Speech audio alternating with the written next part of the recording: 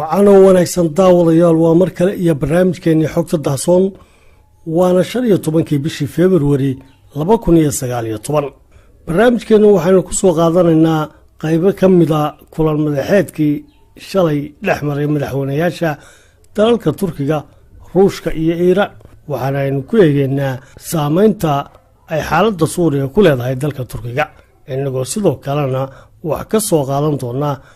labada dowlatus ee military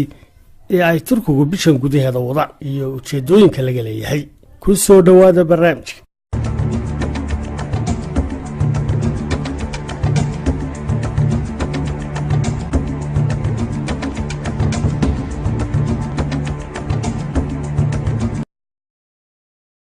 madaxweynaha dalka Turkiga Recep Tayyip Erdogan ayaa rajo ka muujiyay xal laga gaaro xaaladda dalka Suuriya waxaana uu sheegay in rajada noocaasi ay haatan ka dhowdahay xilli kale oo kasta oo hore waxaana uu hadalkan ka sheegay shir jaraa'idka ay wada qabteen dhigiisa dalka Ruushka Vladimir Putin iyo madaxweynaha dalka Iiraan Xasan Ruuxaani oo ay kulan madaxeed xaaladda Suuriya ku saabsan khamiistii shalay ku wada yeesheen magaalada badda madow ku taala ee Sunji ee dalkaas Ruushka madaxweynaha Turkigu waxa uu sheegay in aanay doonayn inay arkaan dhibaato bani'aadanimo oo dambe oo Suuriya ka dhacda isla markaana ay kulankooda soo jareen masaafo muhiim ah oo ku saabsan sidii xal siyaasi ah loogu heli lahaa mushkiladda Suuriya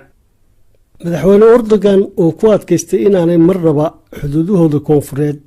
u ogolaan doonin in laga dhiso soono argagixisada hooy u noqda sida uu madaxweynaha Turkigu hadalkiisa u dhigay saddexda wadan ee Turkiga Iiraan iyo Ruushkuna ay doonayaan inay si wada jir uga howlgalaan dhaqdhaqaaqyada ka soo kordhaya gobolka lama huraanna ay tahay in ka bixitaanka la filayo ee ciidamada Mareykanku aanay mandaqada ku keenin xaalad fowdo iyo deganaansho la'aan madaxweynaha Turkigu waxa kale oo shir jaraa'idka ka sheegay in shirweynaha shanaad ee nabad raadinta Suuriya uu ku qabsoomin doono dalka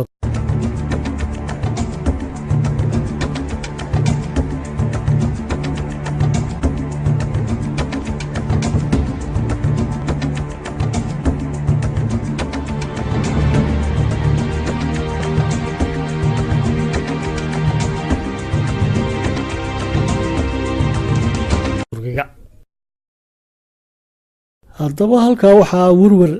dalka Turkiga ka haysta amni xumada ka taagan Suuriya gaar ahaan waqooyiga ay xuduudda la leedahay waxaana jira waxyaabo laga fili karo xilligan iyo oo ay dhibaatadii Suuriya ka taagneedna maalinba taxigto waji cusub yeelanayso iyadoo faragelinta Turkiga ee waqooyiga Suuriya lafteedu ay ka mid ahayd marxaladihii isbedelay dalkaasi Suuriya iyagoo Turkigu diiday inay cidna wada hadal kala galaan dhinacyada ay u arkaan inay khatar amni ku hayaan maslaxadda guud ee dalka Turkiga waana tii keentay inay laba howlgal oo military oo kala dambeeyay ka fuliyaan waqooyiga Suuriya iyadoo howlgallada Turkigu ay wax ka bedeleen miisaankii awoodda Suuriya taageerana ay siisay xukuumadda Ankara kooxaha mucaaradka Suuriya ee xulafada la xuduudaheedana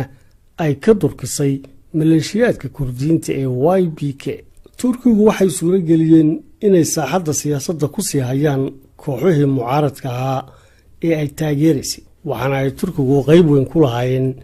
heshiiskii laga gaaray magaalada Idlib oo laga baajiyay weerarkii ay Ruushka iyo xukuumadda Suuriya ku soo qaadi lahaayeen magaaladaas oo ay ku nool yihiin 4 milyan oo qof kadib markii Mareykanku taageero dhinac kasta u fidiyeen dhaqdhaqaaqa Kurdiyiinta Suuriya ee YPG oo ay koox argagixisa u aqoonsan yihiin Turkiga oo iyagu ah dalka gobolka ku yaala ee Mareykanku ay ka wada jiraan gaashaanbuurta NATO taageerada Mareykanka ee Kurdiyiinta Suuriya oo ay in badan Turkigu ka cawdeen darteedna waxa ay ugu dambeyntii ku kaliftay inay Turkigu wareegaan xagasha 90 degree oo ay xaaladda Suuriya kala xaajoodaan Ruushka iyo Iiraan oo ah labada quwadood ee taageeraya xukuumadda Bashaar al-Assad isbedelada xaaladda Suuriya waxa dhinac socda diyaargarow ay sameynayaan ciidamada kala duwan ee dalka Turkiga waxaana bishan gudaheeda dhacaya labada dowlatus ee ugu waaweynaa ee ay militariga Turkigu sameeyaan tan iyo intii uu jamhuuriyad noqday muddahaatan laga joogo wax ku dhow 100 sanadood ciidamada Turkiga oo soo bandhigaya quwadooda iyo kartidooda iyo waliba sida ay diyaarka ugu yihiin dhinacyada badda, cirka iyo dhulkaba ayaa haatan waxa ay ku dhex jiraan dhoolatuskii hore oo la sameynayo xilli qaboobaha kaasoo bilaabmay 4 bishan February kuna dhammaan doona 22 isla bishani. waana dhoolatuska lagu hubinayo heerka isku duwidda, iskaashiga iyo diyaargarowga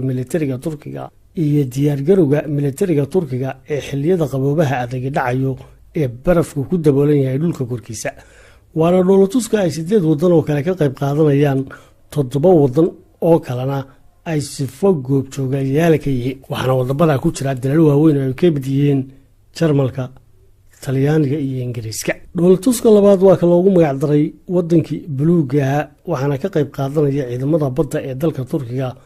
waana dhoolatuska militari ee bilaaban doona 27 bisha February kuna eg 8 bisha Maarch. waxaana ka qayb qaadanaya maraakiibta dagaalka, ciidamada ilaalada xeebaha, cutubyo ka tirsan kumaandoosta iyo qaybo ka mid ah ciidamada cirka ee Turkiga. waana dhoolatuska ka dhacaya badaha saddexda ee kala ah badda Mediterranean-ka, Bahrul Ija iyo Badda Madow. waxaana loo adeegsanayaa hub iyo saanad militari oo cusub oo ciidamada badda ee dalkaasi dhowaan lagu gaashaamay.